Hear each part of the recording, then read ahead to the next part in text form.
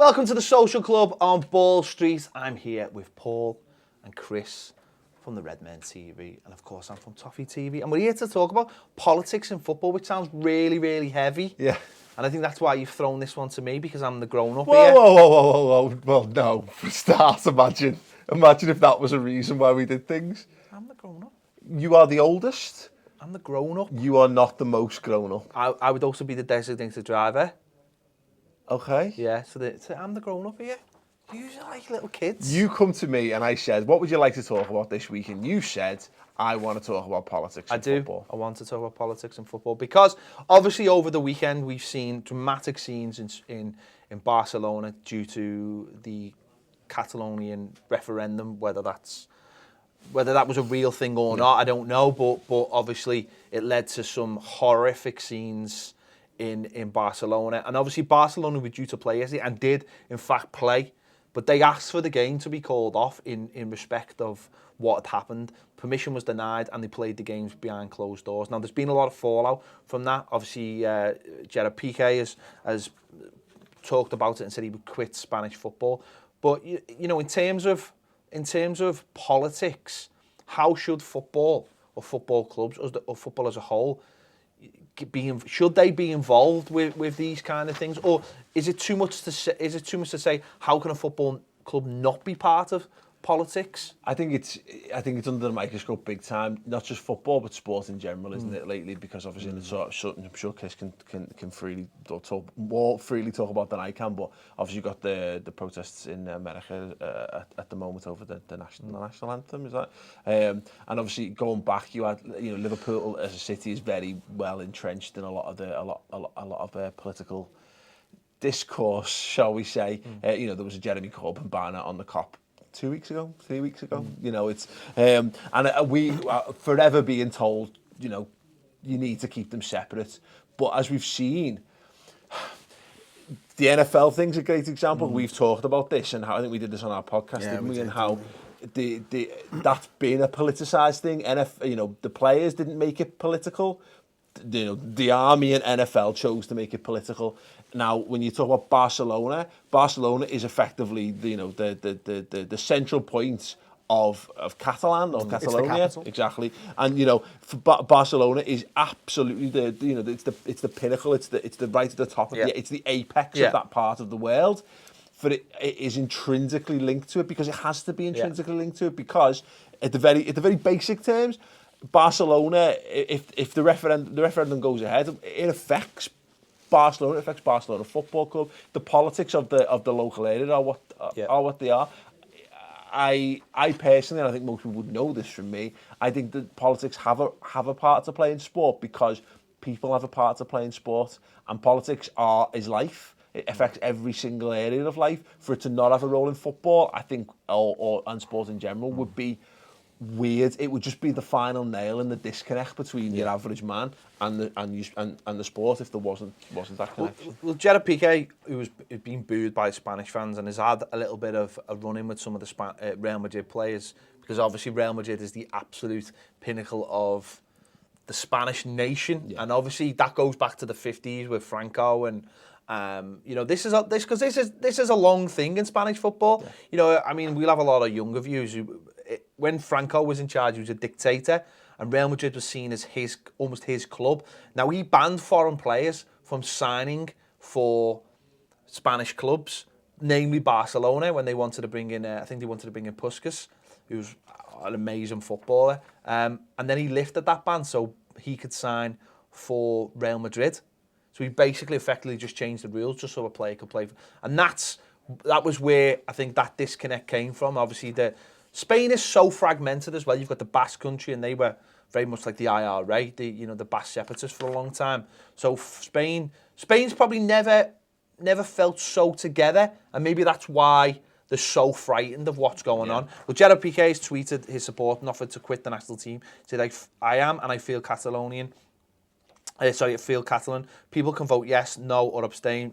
We just want to vote. They want the right to vote. Yeah. Exactly. And that's what Piqué is saying, and that's what Barcelona is saying as well, because the Spanish government at the moment is saying it's constitutionally not allowed, that they can have that referendum. And the Barcelona people want a referendum on basically having their own government and forming away from Spain. Now, I think everybody should have a voice. You know, community activism is what whenever anything changes in politics and in the world or in your football club, it is because of community activism. I'll take it back to Hillsborough, you know, and everything that's gone on from there, you know, how good the HFSG have been, the HJC, that's community-led activism. It happens in all facets of life. Whenever anything changes at the top, it's because of the little man getting together and working for the greater good. And they're quite left-wing things as well, and that's why people disagree with us on it and stuff like that. I think what's being clear about this, although Barcelona, I think they've kind of done it in the right way. They're not coming out and saying we believe it should be. We believe it should be separate. What they've said is that the people, we stand up for the people's right to have the decision in it. And now you could argue, and I'm sure many will, that you're almost nailing your colours to the mast by saying that, because effectively, if you say whatever, if you choose not to say there should be a referendum, things stay the same. So effectively, almost saying there's asking for a referendum is almost, you could make a case to say that's actually in support. It's a pro. Well, PK went on to say the club supports the rights of Catalonians to hold a vote, but has not actively or publicly picked a side. Now, obviously, we know what side they're on. They're on the Catalonian side because, as you said, football and sport is now such an outlet, because people feel like they don't have voices. This has been the major problem for the last 5-6 years, and this is what has led to the turmoil we've seen in the last 2 or 3 years, is people don't feel like they have voices anymore to get what you've just said, Chris, because everything has been blocked. Everything seems to be all about the top, and the little person doesn't have a voice. And sport is a great outlet for that, whether you are on the pitch or whether you're on the pitch. This started, you know, we all remember the Dockers here and Robbie Fowler with his T-shirt, and obviously he got fined by UEFA, but it didn't matter because he got the message out. And people outside the city might not have had a clue about that, but suddenly they were talking about it because people were like, well, why is he pulling this T-shirt up with a Calvin Klein sign on? You know what I mean? It's something, and there's suddenly that got out there. Hillsborough wouldn't have gone anywhere if it wasn't for the people pushing and pushing and pushing. Numerous governments had said there's no point to this, it's going nowhere. It wouldn't have gone anywhere if people hadn't have booed Andy Burnham at a Hillsborough, you know, tribute event at Anfield. The football has such a spotlight on it through media that it has a bigger spotlight than anything now. And that's why the NFL thing is so big, that it gives us on the terraces a voice, because you can put your banners there, or we can look at the flying planes thing over the last year. As much as we hate it, or much as people might like it, it gives people a voice, whether it's the right voice or the wrong voice. We help that. Robbie at Arsenal Fan TV helps that. He gives all those people a voice, whether people like it or not. Now, all right, they don't politicise their message, but you know that it's such a and that's the fundamental difference of what's outlet. going on in the NFL at the moment for me, is that, you know, Paul quite rightly said before, the Department of Defence paid. Exactly. They paid the NFL. They created that to start and to make sure that the players were stood outside from 2009 onwards. They paid from 2011 to 2015 millions of pounds across all major sports in America, not just the NFL. So that is politicised and paid for patriotism.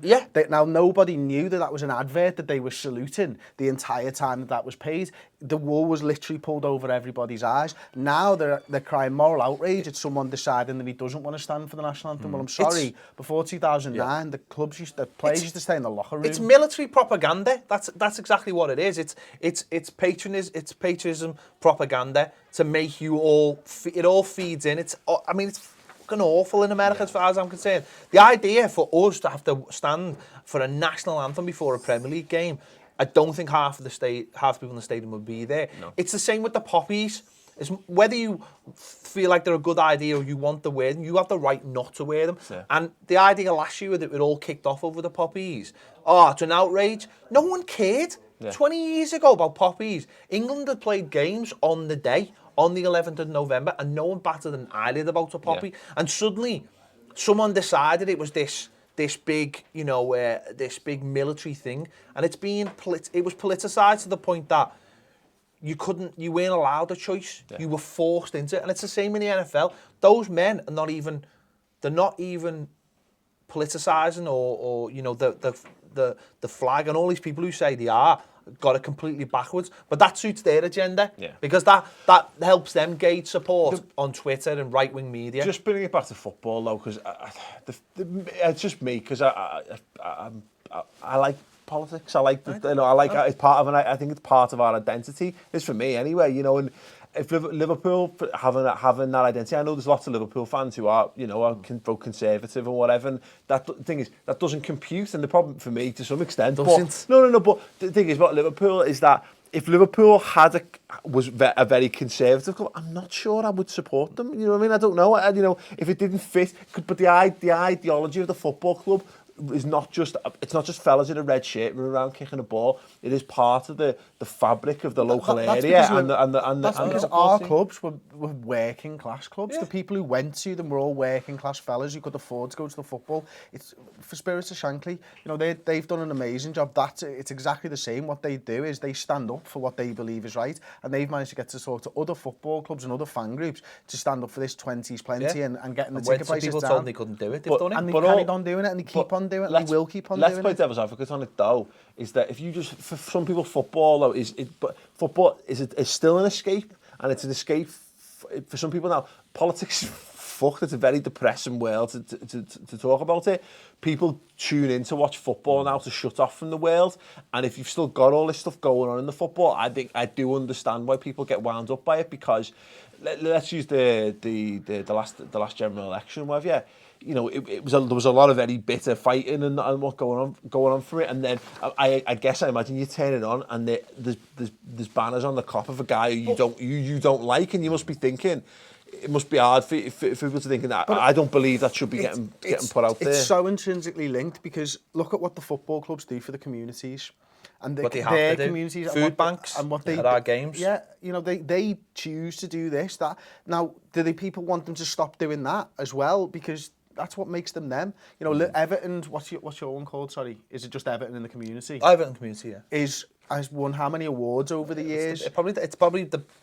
It is being recognised as the leading one in the country for what it does, because of the area that it has to work in. Effectively, it's one of the poorest areas. No, I mean, what you're saying is spot on. Like, I have a problem with one of our stands is called the Sir Philip Carter stand. Now, I have a problem with that. Now, he's the man who kept Kendall in a job, and obviously, but I have a problem with Sir Philip Carter, because when Everton were banned from Europe, he would not challenge Thatcher because he was a Tory. Yeah. So when Thatcher said, "Yous are all banned from Europe," because she's the person who banned us all from Europe. You know, she's the person who UEFA didn't ban us from Europe. She banned us, and then they just followed on with the thing. He just went along with it. He didn't fight it. He didn't do anything. He just, because he was a Tory. Yeah. And I have problems with that, because that still affects our club now. Yeah. And I have problems with that. So that man, okay, what he kept Kendall in a job, and that's great. But I can't look past how his politics affected, because it did affect the football club, and politics does affect the football club. Because I look at City as a prime example. City have got everything going for them, right? But if their fans can't afford to go to the game because they've got the money, it doesn't matter. Yeah. So, you know what I mean? If their fans haven't got jobs, or even if they have got jobs, having a job now doesn't mean anything, because people are paid so badly because the government allow 0-hour contracts and all this other shite that goes on, that people can have jobs and they can have good jobs like being nurses. That comes from the government. Yeah. That affects football because you can't go to the match. And that to me means that you have to politicise football. Yeah, but that is slightly going away from what we're talking about. Yeah. I suppose is whether the football club should get involved, not the. I think Barcelona. That's why I come back to it. I think Barcelona have got it spot on. I think it's tough for a football. I think a fan base can be politicised, and I think because here's the thing, and what Barcelona is saying is they support the will of the Catalonian people. So if they have the vote and they say we want to leave Barcelona, be like, great. We back them, and it says in the statement, don't it? They say, you know, it's about the majority of people. That's whom they'll support in that regard, and that's I think that's kind of fun, because sorry, Chris, as you say, I think football clubs should be an extension of the areas that they're from. Yeah. And that's what they should do, because they're meant to be at the heart of the community, as we say, and we've seen it move further and further away. And I say, for me, football clubs, I think people lose out on this because, and this is not a local fans versus foreign fans thing as such, but it's something that you lose sight of if you don't come in and experience the local culture. I think there are a percentage of football fans who would love football to just be this thing. It's this thing that they see on the telly, and it's just about the players and having the best players and this and that. Whereas for me, again, Barcelona, Messi and Club, it's about it's about something special. It's about them not just being a stock. Put 11 players in our football kit of some description in some stadium, slap Barcelona on it, and it's Barcelona. It's not. These things are. And again, the more we move away from that, I don't know. Maybe it would make football. Maybe football would be easier if it was like that. No, but for me, I don't know. I enjoy the fact that it has that. What's the number one thing you want when you go and see your football club in selection terms? And for me, it's young players from the area. Hopefully they supported you as a kid, running around, because that's your identity. And I think your club has to reflect that. And in a time where football clubs are becoming brands and products more than anything, you've still got to have that you can hang your hat on that, because you know that, you understand that. I was watching, I don't know whether you've seen it, Jerry Before Seinfeld on Netflix.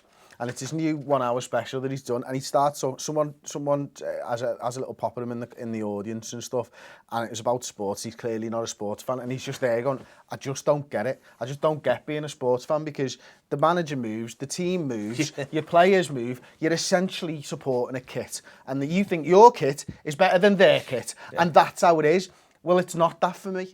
Because I still want what you said there. I want those young. But that's different, though. I suppose that's the difference between English football and American football. That's why college football is such a big thing in America, because it is entrenched. You went there as your uni or it's your hometown or whatever, and that's why NFL has got that. I suppose has got that disenfranchised. But I suppose in NFL, it's about the play. Like we were saying before, it's that one moment the players can make a simple stance, which the kneel has become, and it's been blown out of proportion actually by the other side, who are telling people it's something it's not. And I think that's where it gets actually worrying, where symbols are taken away from the people who are using them, and people are telling them it's something else. Yeah, like that frog thing, the grumpy frog or whatever it was that got perverted for. Oh yeah, the one now it's now the imagery. It's the alt-right. Yeah. But yeah, that's the thing.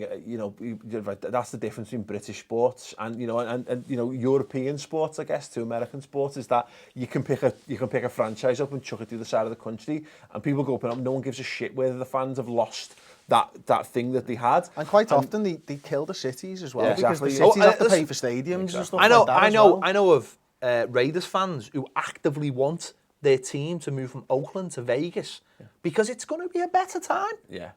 Well, look, a great example. I was speaking to a guy who's one of the head guys at AFC Wimbledon, and the way they talk about, they call them the franchise, which is MK Dons. They won't even use the name. They don't put their name on Match Report on the website, because that is exactly what we're talking about. You've got, again, things that community politically driven things, or cold, heartless, soulless corporate entities, where that's the thing that's literally gripping onto football clubs and stopping them from going up and beyond, because it wouldn't shock you the fact that MK Dons things happen. We're not a million miles away from a world where that happens. And like I say, England's one of the best places. Germany's one of the better places for this, where it's even more community driven. I want our football clubs to represent to have the local people at the core. At the core, that's not an exclusive. Mutually exclusive to everyone else who wants to support that football club, but you can't. It's meant to mean something. The badge is meant to mean something. The values of the club are supposed to mean something. Exactly. Yeah. And it's why I don't recognise Tories who are Evertonians are Evertonians. They're simply just not. They're not. As far as I'm concerned, you can't be a Tory in Sport Evan. I'm sorry if you're a Tory in Sport Evan, but you don't actually support us. But by being a Tory, you don't support the core values of my football club. The core values that have seen them become the leaders of the leaders of the charity work, because they have to do that charity work because of you voting for Tory. I'm sorry, but that's just the way it is, and that's holding my point. Okay. And I'm sure these two agree about their football club. They hate Liverpool Tories as well. I just said it for them. It's true. There you go. Listen, I hate no one, mate. But you do. No. Listen, I hate no one. You like the five? No. I hate no one, but yeah, look, I know you're joking. I know you're taking. I'm not joking. I'm not having you end the show on that. I'm not joking. Words in my mouth. I'm not talking about me. I'm talking about you. I'm not talking about me. I absolutely deplore anyone who votes Tory who thinks they're an Evertonian, because they're not. And I deplore them. And I know people out there be going, who the fuck do you think you are? But I deplore them, because that's not my football club. My football club is a club that works in the community, that has food banks, that looks after each other. Those people don't. And I'm politicising this show now, but there you go. That's maybe why I picked the topic. There you go. And that's why I'm in charge.